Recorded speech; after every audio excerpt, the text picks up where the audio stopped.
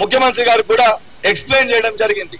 ఎందుకంటే ఎగ్జామ్ రానికి 1 day gap ఉంటే ఇబ్బంది అవుతుంది, నెంబర్ ఆఫ్ అప్లికెంట్స్ ఎక్కువ ఉన్నారు కాబట్టి దీనిపైన మనం ఆలోచించాలని చెప్పి ముఖ్యమంత్రి గారికి నేను, మా యువజన కాంగ్రెస్ అధ్యక్షుడు, అదేవిధంగా కొంతమంది శాసనసభ్యులు అందరం కూడా ఎక్స్ప్లెయిన్ చేసి చెప్పడం జరిగింది.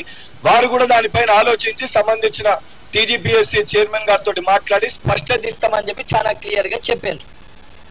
చెప్పినాక ఈ రోజు బీఆర్ఎస్ పార్టీకి సంబంధించిన కొంతమంది వ్యక్తులు బయటకు వచ్చి మీరు మెగా డిఎస్సీ వేస్తున్నారు, 25,000 పోస్టులు ఎక్కడి మీరు వేస్తలేరు అని అనుకుంటూనే 6 నెలలైంది కాంగ్రెస్ ప్రభుత్వం ఏర్పడి 7 నెలలు అవుతుంది, ఇప్పటివరకు ఒక నోటిఫికేషన్ ఇస్తలేదని చెప్పి మాట్లాడుతున్నారు. చాలా స్పష్టంగా సూటిగా నేను వాళ్ళకి అడగాలనుకుంటున్న ఒక ప్రశ్న, అసలు ఉద్యోగాలు ఇయ్యన్నా ఉద్యోగాల్ని పోస్ట్ పోన్ చేయమంటారా? ఉద్యోగాలు ఇవ్వమంటారా? ఉద్యోగాల్ని పోస్ట్ పోన్ చేయమంటారా? ఒక దిక్కు మీరు మాట్లాడుకుంటూ కేటీఆర్ గారు 7 నెలలు అవుతుంది ఒక నోటిఫికేషన్ ఇవ్వలేదని చెప్పి మాట్లాడుతున్నారు. మరి మీ యొక్క ప్రెస్ మీట్ లోనే ఇచ్చిన నోటిఫికేషన్స్ ని పోస్ట్ పోన్ చేయమని చెప్పి మీరు చెప్తున్నారు. అసలు అడిగేదానికి మీకన్నా స్పష్టత ఉందా? మీరు అన్నట్టు ఏ ఎగ్జామ్ ని ఏ రోజు కండక్ట్ చేయాలి, మీకు ఆ చిత్తశుద్ధి, ఆ క్లారిటీ మీకన్నా ఉందా? ఈ రోజు ఏదైతే సంబంధించి చాలా స్పష్టంగా మీరు 5,000 పోస్టులు ఇస్తాన్న డిఎస్సిని 6,000 పోస్టులు వేసి పెంచిన మాట వాస్తవమా కాదా?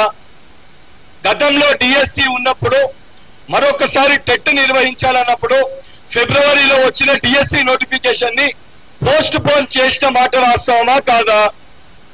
లాస్ట్ టైం ఉన్న డిఎస్సి డేట్స్ లో మరొకసారి టెట్ ని నిర్వహించిన మాట వాస్తవమా కాదా?